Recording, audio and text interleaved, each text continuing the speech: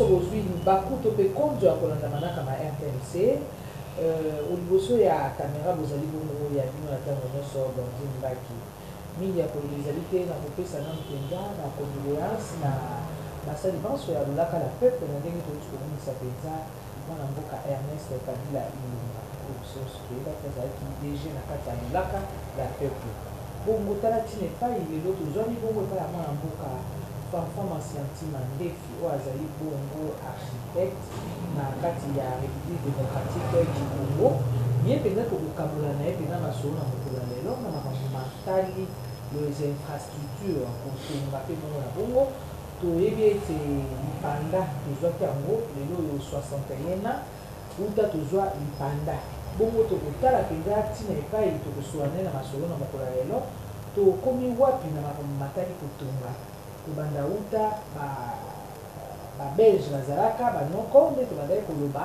kino sikoyo tokozala na ye mpenza na masolo mpona mokolo ya lelo na makambo matali mpenza kotonga mpe bongo na bongo mingi ya koloba ezali te tokopesa ye mpenza mbote mama Blandine ya solo mpenza oyambi biso mpenza awa na kati ya esika ya mosala na yo okoyi mpenza kolimbolela bayimboka mpo mikolo mwa ya mingi Femme Santima azali nani po tokota na kati ya masolo na biso mpenza topesi nanu condoléance na basali ya RTNC bauti kobungisa ya bango mokambi le directeur général Ernest Kabila ezali sango ya mawa nayebi ke mawa ebeti bino je sais que c'est pas facile ezalaki moto bomesenaki na ye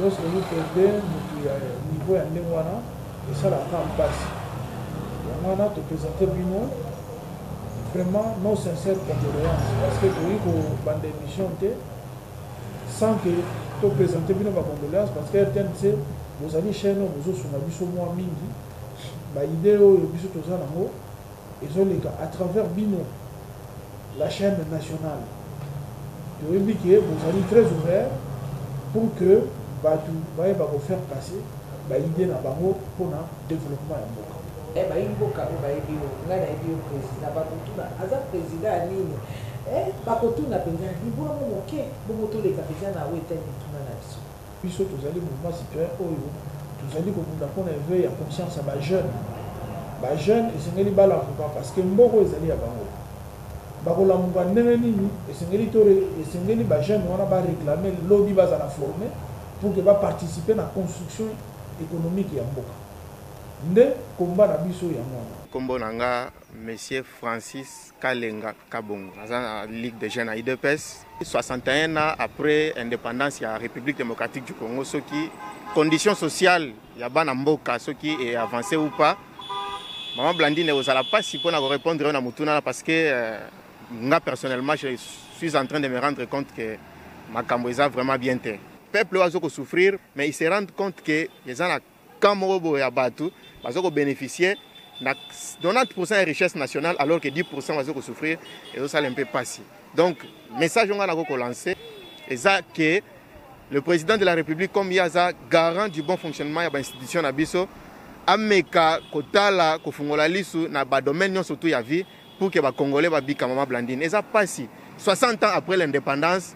Moi je pense que même ba père ya indépendance Mobutu Maréchal Patrice Emery Lumumba, ancien premier ministre, lelo soki ba sekui ba moni condition ba congolais ba ko bikela.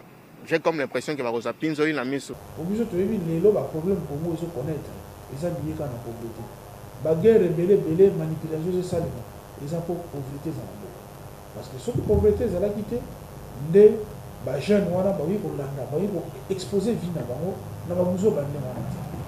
Voilà un peu to yi ko loba en bref lolenge oyo biso tozali au-delà ya kozala architecte mais tozali toyo vraiment baza très engagé dans la société.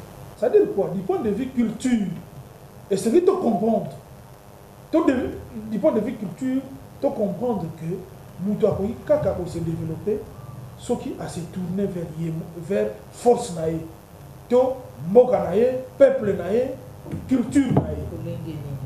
Il faut les lots et c'est pas comprendre. Il faut peuple azali o ya biso ba jeune belé et belé batangité. et c'est ngeli ko former bango mais to ko former bango ka pe na français té pourquoi pas tout former bango na lingala c'est beaucoup plus facile l'enseignement à lingala est de plus rapidement que l'enseignement en français moi na lingala ko la menuiserie na ye ayama ko la coupe couture na ye déjà so bazo ye ko na lingala na munoko ye alobaka ozo mona te que ça avantage mais déjà tant ozo ko sa mutu na français na ndaka alobaka français té ozo pe cette difficulté mutu musu boko mona ye que net aza mayele té parce que déjà problème en langue ils ont posé à comprendre le makambo moi mutu aza na vitesse ezati vitesse yaka mutu azala enraciné na culture azo ko na munoko ye alobaka apprentissage est rapide et ça c'est là où nous disons toujours qu'on va renforcer l'indépendance culturelle parce que base c'est ça pour soi l'indépendance culturelle ils ont fondé la idéologie ils ont fondé la mutu pour comprendre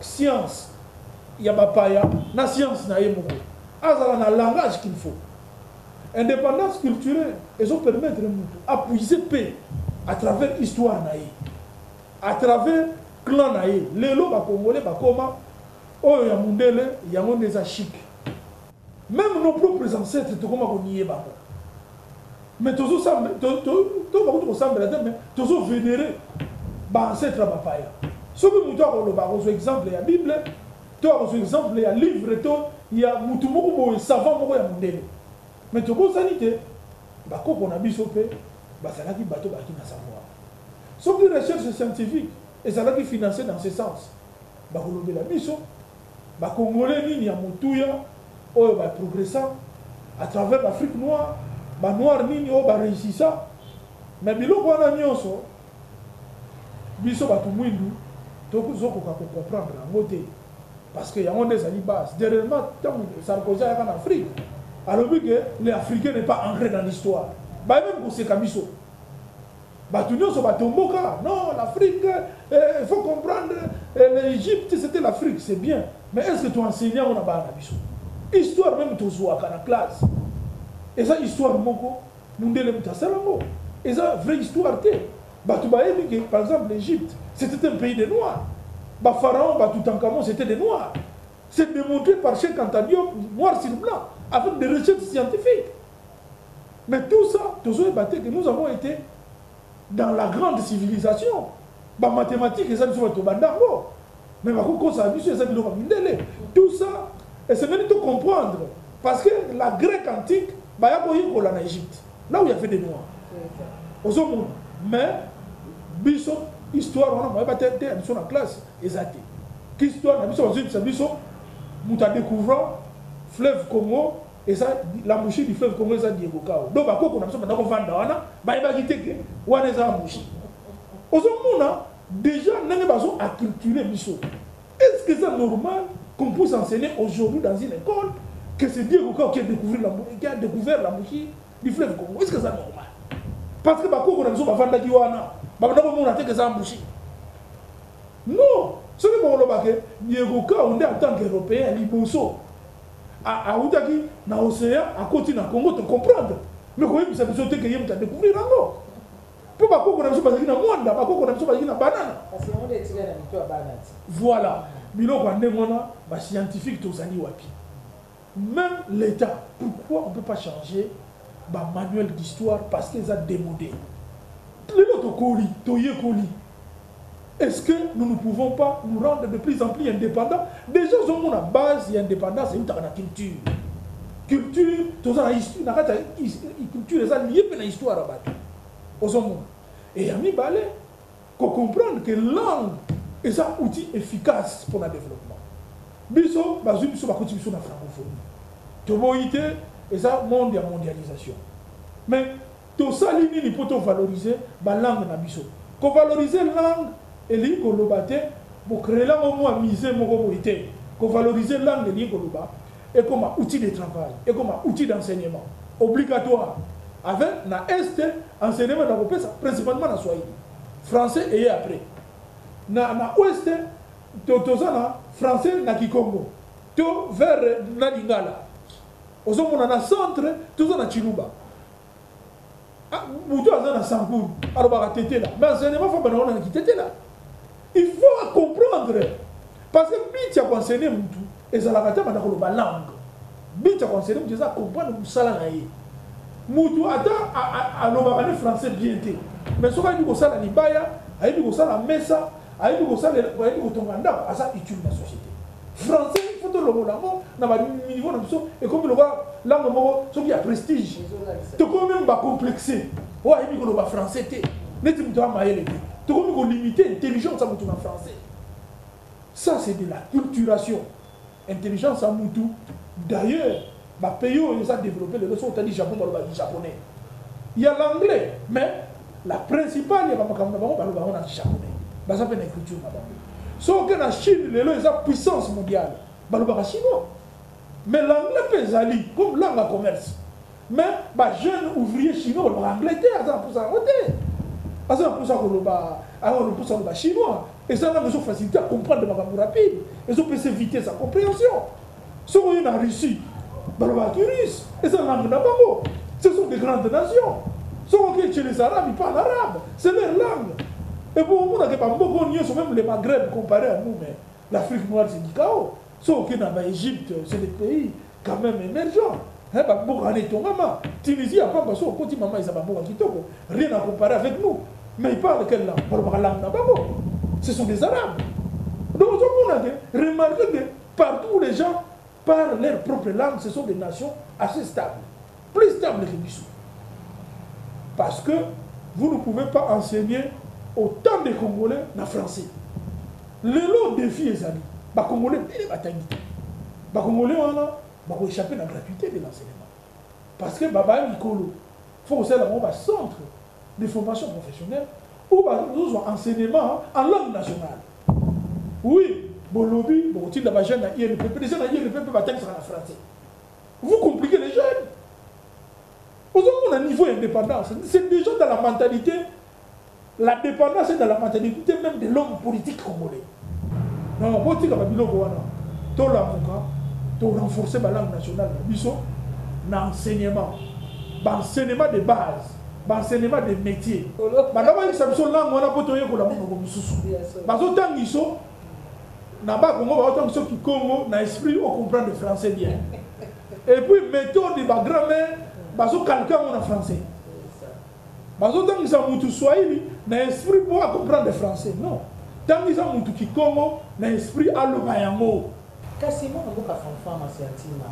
Tout il a pensé aux aliments au tobenga na makamatali kutunga yebisa biso nani tomonaka tanga banoko likaba banoko nde makambo te tomonaka tanga banoko batungaka okomona pita tiki nzela boye to patiki espace na kanivo eleka po mbula soki ebeti bato bazala na ndenga kobimela po lelo tokoma komona na kati ya na kati ya somo mwana moka fafa ma sentima defi soki mbula ebeti bato mingi bakobimaka te na ngambo ya dilando soki na limete ezalaka nde somo na ngambo ya wileri ezalaka nde somo toyebi te bato batonga lolenge nini na se ya banzeli ya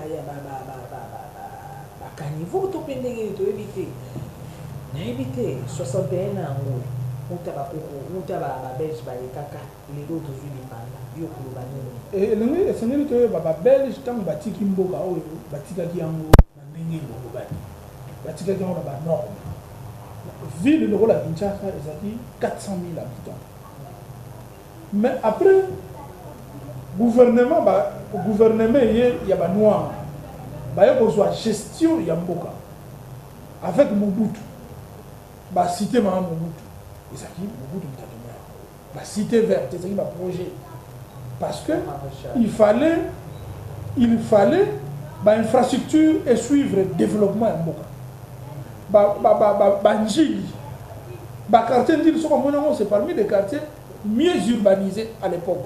Au monde, Batiki ville avec les Belges, même politique, terrain en jeu, Zali, au monde, c'était bien urbanisé, même les joueurs, c'était pensé, c'est ça qui par hasard. C'était une politique pensée à l'urbanisation. Entre-temps, Batika qui réserve la ville. À l'est, côté Anzele. Ce qu'on a dit, aucun commune Anzele, comme une maquette. Il y a ville où on a beaucoup de tika. Banzela et Zalaki à l'époque calme. Or, Bajera Gamboka toujours avec cette dynamique, avec une projection 30 ans, 50 ans. Parce qu'il y a l'accroissement de la population. Et ça a dynamique. Maintenant, l'accroissement de la population est Banda pour autorité. Nzela ou salité. Mais tu vas autonome. Il y a un moment où tu vas autonome à caniveau. Tu vas autonome à Luboaku. Or, tu vas autonome à Luboaku. Il fallait l'étendre à ça la politique.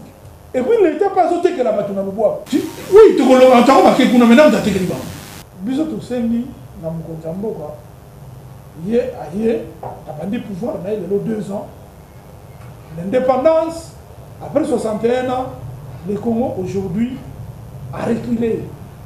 Togo ça va tout a reculé du point de vue social, du point de vue infrastructure. Mais infrastructure en Malunga en réalité. Les lots, on a tout un autre qui ne bouge pas, on combat. Un début est en train d'être fait. Si moi, je suis en train de sentir que je suis en train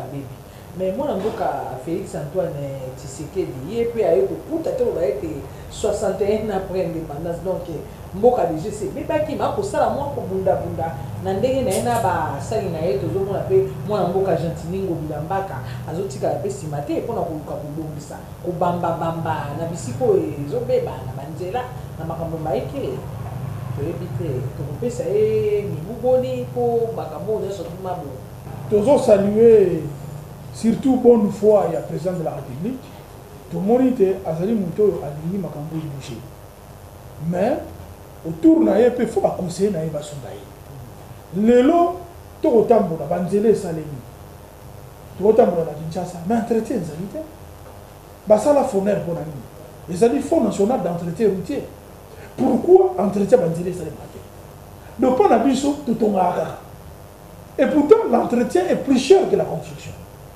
nzela c'est l'entretien de esala banzela yo yeti pa nanga omoni banzela ndenge mabulu yali oui pour le bagin nzela batongaki mais ebandi kobeba eli wana soki ebebi nde etali bino te non une route c'est d'abord l'entretien biso toza ba expert na makambo wana toyebi ke route nzela ezaka entretien soki ozo entretenir nzela te obundi na nde disparaître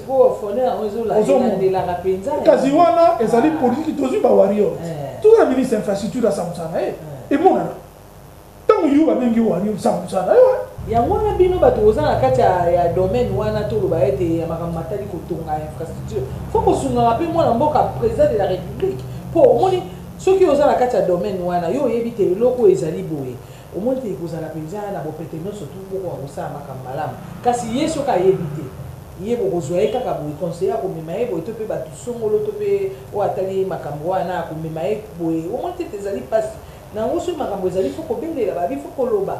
Oui, tous d'accord. Il y a toujours ça la émission pour nous interpeller. Biso tous un mouvement citoyen. Tous interpeller en tant que citoyen. Parce que ils ont des dette en boka na biso. Tous quand bon bisu la pété. Quand on a Boujima c'est 180 km. Même 300 millions de dollars c'est beaucoup, c'est trop. C'est trop. Il faut qu'on se le dise. On va encore endetter le pays pour un montant qui ne vaut pas la peine. Tout récupérer bon, il y a pas de 300 millions. Tout ça pour attendre Boujima et Kamina. On a dit que toujours progressé. Le président mandat a fructifié. Mais il n'a pas de retour cet argent. Hein? Est-ce que le président gagne? Et pourtant, ce que quand on a Boujima et Kamina, on va tout finir après. Mais c'est nous, c'est le pays qui gagne. Nous, aujourd'hui, nous comptons fiers. Attends, Boujima et Bukavu. On a dit que nous élèves non, il faut qu'il y ait une cohérence dans la planification du gouvernement. Tu vois que Bawari Oro Baye, Baye ko corriger. Ministre Baye, les lots bazo kende. Na ba 100e jour na bango, faut te sentir que Baye pour la planification malunga. Surtout dans l'infrastructure, tu os en avoir Baye. Quand on vous a choisi, vous nous faites boyer pour une mission, c'est développer la nation, aider les chefs de l'État. Parce que le chef de l'État est expert en tout. Mais minonde, boyer wana, bo sungaye, bo travailler, na banganga mayele. À travers la radio, nous interpellons. Parce que nous interpellons, on a le droit de l'homme, nous sommes interpellés, on a le droit de l'homme. Nous avons le droit de l'homme. Donc, nous avons la chef de l'État, à Fungola, Missou, pour entouré dans conseiller peut-être azo ba son de cloche peut souter la télévision pas ba son de cloche mususu et ko pesa epé moi makanisi pour azo continuer biso. Voilà un peu inquiétude na biso ndenge zali to lingi ba infrastructure est déficitaire il y a dans l'indépendance oyo décliquer ça les mokonzi mboka a la chance il y a mboka à 60 ans l'âge de la maturité d'une nation afungola biso il moko pas botami na ba période wana pour ba kulutu o ba botami na ba période wana donc lelo il est face à la mienne pour honorer qui va perdre l'indépendance mais tout le monde il passe à un souci il est face à la Combonaï biso to pesier vraiment mon cas soi mais tu as vu que ma conseiller ça est compliqué mais TVP est un peu conseil donc biso to comme on a été à travers la télévision tout comme c'est là surtout que ça RTNC mon qu'il nous besoin voilà un peu autre pour répondre à mon tour solo penza bayimboka balobi ngonga ezali ngonga mwana mboka fama scienti mandefi ye azali bongo architecte azali nganga mayele na makambo matali kotonga bainfrastructure mpe bongo na bongo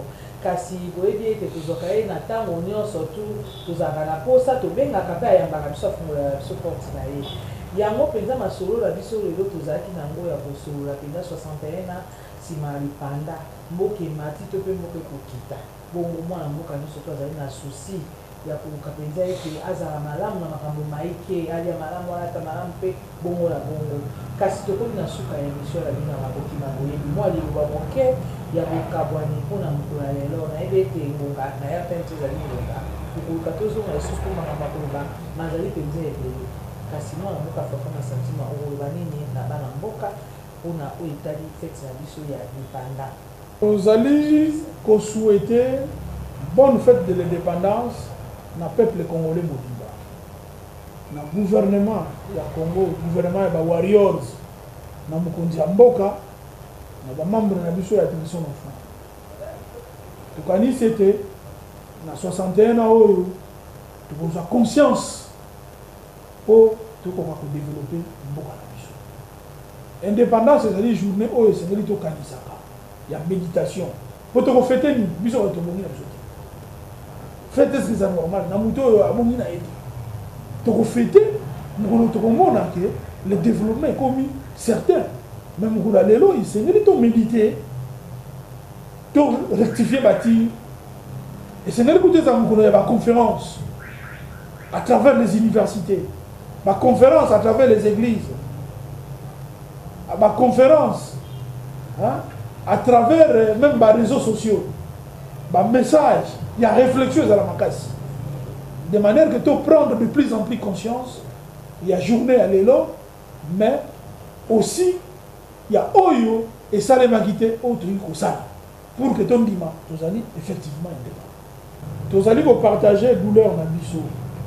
na bande na biso à est et allez facilité éruption volcanique et salemi va déplacer bazali epelé va tu vas perdre le mandat na bango ba sinistré ba komi ebele esengeli ekoka biso ekomemela biso susu ba dégâts ya boité tomonaki mokonzi ya mboka tosalue présence na ye akendaki koréconforter bango et puis tomoni mpe projet ya relocalisation ya ville ya Goma ce qui est déjà une solution durable pour que volcan ederangeaka sur Goma te un peu bakazi wana barelocalise yango ailleurs basala un autre plan urbain de manière que si un volcan et se déploie et ça l'a habité parce que l'arbre sokenye et finira pour perdre et belé campagne paye sensibilisation et salement pour que batouara va comprendre ah tous à la musique à l'arbre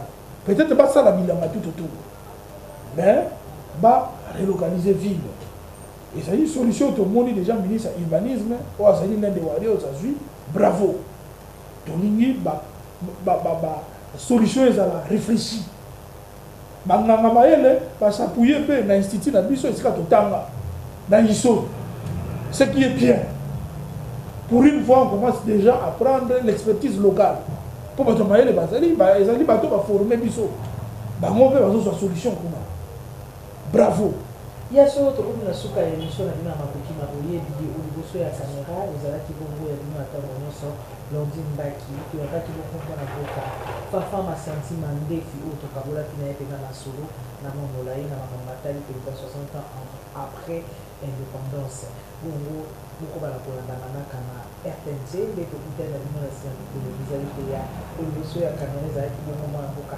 David Kabata mpe na ngambo ya réalisation ya Pierre Mutumba bongo topesi matondo mingi na makambo nyonso alobaka la mpe mpona tokobala ekopesa biso mpona okobala kolandana naka na RTNC nde tokutani na bino na nsima mikolo ezali koya na nyango lisusu ya sika ya makoki maboyeli banteke elamu mpona bino nyonso